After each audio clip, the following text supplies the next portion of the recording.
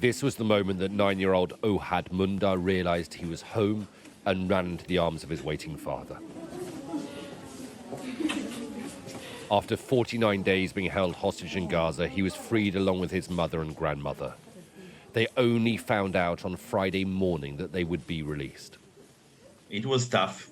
It was tough. They didn't have much to eat. And when they wanted to use the bathroom, they have to ask permission, and it took sometimes longer than they wanted. They didn't know exactly the exact details of what's going on, but they heard the noises, they heard the bombs, sometimes closer, sometimes more further. Another family were celebrating in the same hospital. Doran Asher and her 2 young daughters were also released. I dreamt that we went home. You dreamt of going home. Now the dream has come true. We're home, that's it. Soon we will go to our house. We just came here to be checked by the doctor, and that's it, we go home. And then there was Yafa Ada, the oldest hostage, taken from her kibbutz by Hamas and driven into Gaza on a golf buggy, but now surrounded once again by her grandchildren. After almost 50 days in captivity, we got a chance to hug her again.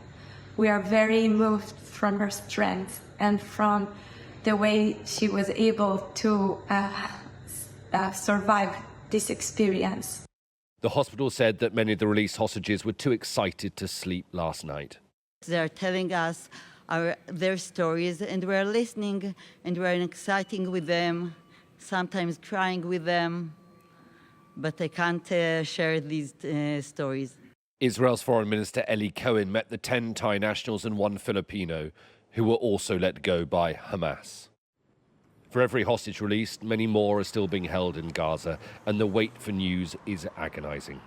Firstly, being a mother and of a hostage, I'm happy for all the others who their loved ones will come out. Obviously, it's a good thing. But we have to remember that's only 25%. The images of the missing are everywhere in Israel, on walls, lampposts, displayed in the windows of shops and homes. And that is why the release of every single Israeli hostage is a national moment for this country. Tonight in Tel Aviv, there was a rally to mark 50 days since the war began.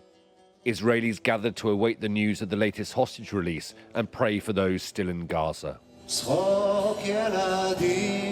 Even though the ceasefires delivered a collective sigh of relief, the country is still holding its breath. Alistair Bunkhall, Sky News in Tel Aviv.